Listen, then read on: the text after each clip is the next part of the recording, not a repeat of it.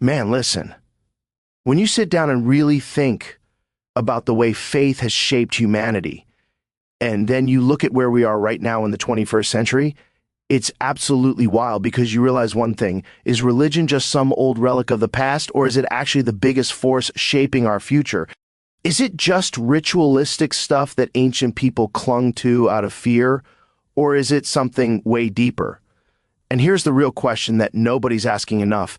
Is Islam quietly redefining the future of faith globally, and are we missing it? This isn't just some surface level conversation, man. I was talking with Mel Gibson about this, and Mel's a guy who has seen faith, spirituality, and struggle up close. He's navigated controversy, he's seen what happens when the media paints you a certain way, and he's thought deeply about God, morality, and redemption. And when you put a guy like that into a conversation about Islam, you get some really raw, unfiltered insights.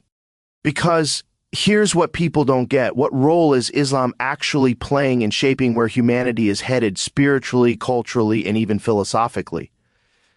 People in the West often misunderstand it. They just kind of lump it together with stereotypes, headlines, and fear-based narratives. But if you actually sit with it, read it, talk to Muslims, talk to scholars, see the way it integrates into daily life, you start realizing this is not just some religion that's about rituals and rules. This is a worldview. A worldview that sees humanity as one big test, a temporary journey, a preparation for something greater. And in that framework, man, that changes how people see life, death, morality, technology, the environment, everything. So the big question is, could Islam be the spiritual anchor that keeps humanity grounded while everything else falls apart? And Mel was saying to me, he's like, Joe, people don't understand how much of a stabilizing force Islam actually is for millions of people. Like, in a world that's drowning in nihilism, consumerism, depression, anxiety, Islam gives people structure, discipline, and this deep-rooted belief that life isn't meaningless. It's actually sacred.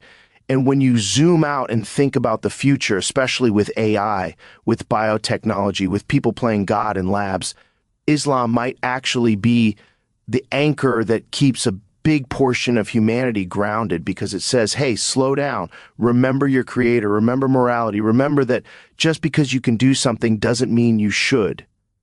And that's huge, man. That's massive, because a lot of what we're facing right now is this lack of brakes on the machine of progress. It's like full speed ahead with no thought of consequences. But Islam brings in that concept of accountability, of the day of judgment, of facing God for what you did with your life.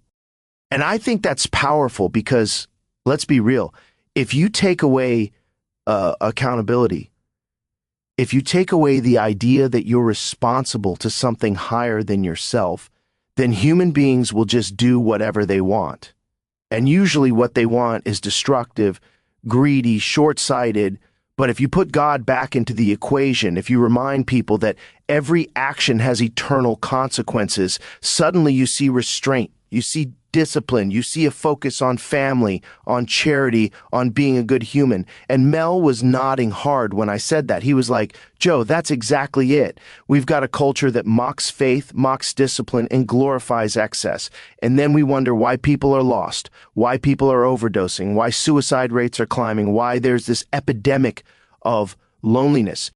And he was like, Islam is actually one of the few remaining forces that hasn't been fully corrupted by the modern machine. It still preserves its identity, and that might be the key to how faith survives in the future. And I think he's right, because when you look at the Muslim world, yeah, they've got their challenges, politics, conflicts, all that. But on the ground, in the homes, in the mosques, in the communities, you still see people who pray 5 times a day, who fast during Ramadan, who genuinely orient their lives around God. And that's rare. That's rare in a time when everything is about self-worship and instant gratification. And it makes you wonder, maybe Islam's discipline is what the future faith actually needs. Maybe that's what's going to keep humanity sane while everything else falls apart. Because look, We're heading into some wild times, man. The future is not just about flying cars and robots. It's about existential questions like what happens when AI starts making moral decisions? What happens when scientists create life in test tubes? What happens when humans start merging with machines? Who's setting the ethical boundaries for that? And most secular systems don't have a good answer. They just kind of wing it. They say progress for the sake of progress. But Islam, like other faiths, says, hold on. Let's measure everything by whether it's moral, whether it's in line with God's will. And that framework might actually be the shield humanity needs. And that's where Mel Gibson was really interesting, because he comes from this Catholic background, and he's always been fascinated by how Islam actually shares so much with Christianity.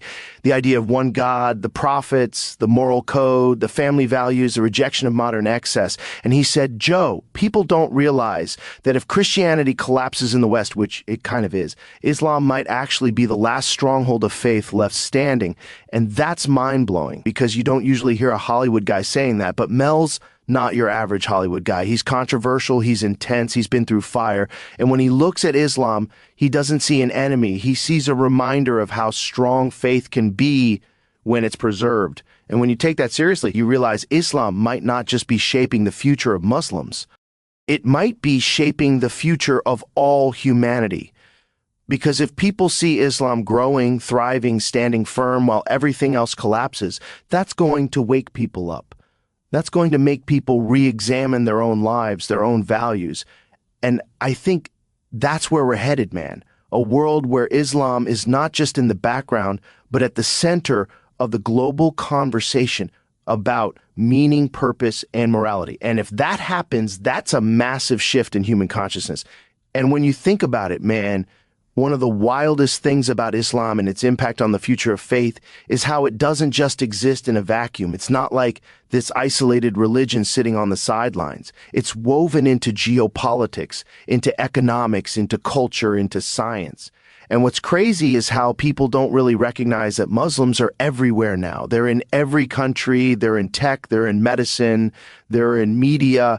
They're not just this far-off group. They're part of the global story. And that means the values and principles of Islam are slowly seeping into the global consciousness.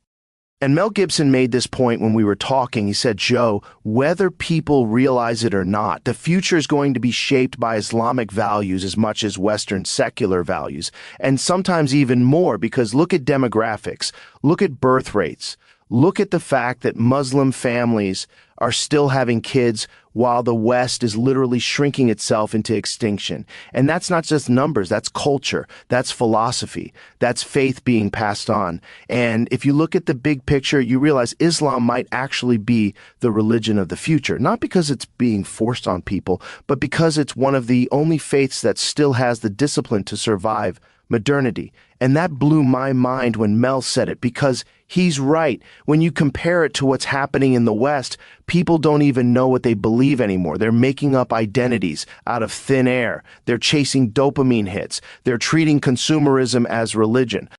And meanwhile, Muslims are bowing their heads 5 times a day, fasting 30 days in Ramadan, giving charity, holding families together. Like, man, that's powerful. That's structure. And that's what people crave deep down. They crave discipline, they crave meaning, they crave something bigger than themselves. And Islam provides that in a very straightforward way. No fluff, no confusion. Just worship God, follow the Prophet, live morally, and prepare for the afterlife. And that's the kind of clarity that a lot of people are missing today, because the future is only going to get more confusing, with AI writing stories, with deep fakes making it impossible to know what's real, with algorithms hacking your brain. The average person is going to be lost in a storm of chaos, and faith might be the only anchor. And Islam has one of the strongest anchors you can imagine. I told Mel, man, when you think about it, Islam is like a spiritual immune system for the human soul, because when you're in a culture that's constantly trying to poison you with lust, greed, and excess, Islam says, nope, detox, fast, pray, be humble, remember your creator. And that's how people stay healthy spiritually. It's not just rituals, it's like a full system reboot. And that's what might make it the survival kit for the future, because we're heading into territory where depression, anxiety, and existential dread are going to skyrocket. And whoever has a framework that provides hope, purpose, and resilience, that's the group that's going to make it. And Mel was nodding like crazy when I said that, because he's seen it too. He's seen how Hollywood chews people up and spits them out. And he respects how Muslims, even when they're in entertainment, even when they're in the middle of all that chaos, they still find time to pray. They still stay connected to their roots. And that's rare, man. That's something you don't see a lot in other communities anymore.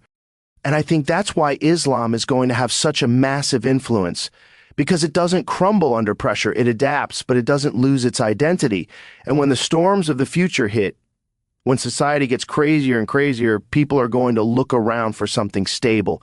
And Islam is going to be right there offering that stability. And here's the thing, people think Islam is all about rules, like, oh, you can't do this, you can't eat that, you can't drink that. But if you actually talk to Muslims, they'll tell you those rules are what keep them free. They're not shackles, they're guardrails. They're like the training regimen of a warrior. You think a warrior is weak because he trains every day? No, he's strong because he trains every day. And that's how Islam is. It trains you spiritually to handle life. And when you look at the chaos of modernity, you realize maybe that training is exactly what humanity needs to survive. And Mel was saying, Joe, the future might look Islamic whether the West likes it or not, because people are going to crave that discipline. They're going to crave that sense of belonging, that connection to God. And the thing is, Islam doesn't just offer abstract philosophy. It offers a lifestyle, a way to live every single day. And that's different from a lot of modern spirituality, which is kind of vague, like, oh, just manifest good vibes. But Islam says, no, here's the plan, here's the practice, here's the community, and that's why it works. And I think in the future, that's going to be the deciding factor, because as things get crazier, people don't just want nice-sounding ideas. They want a roadmap, they want a structure. And Islam has had that for 1,400 years, and it hasn't cracked.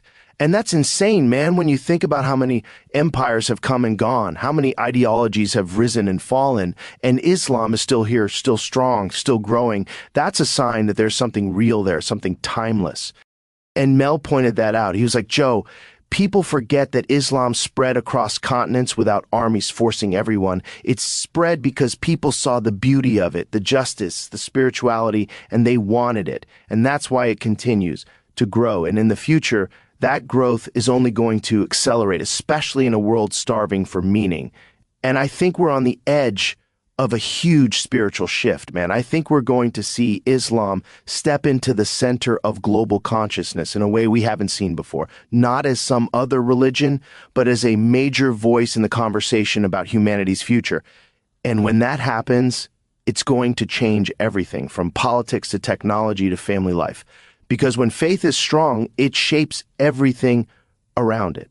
And Islam is one of the strongest, clearest, and most disciplined forms of faith out there. So the impact it's going to have on the future, it's undeniable.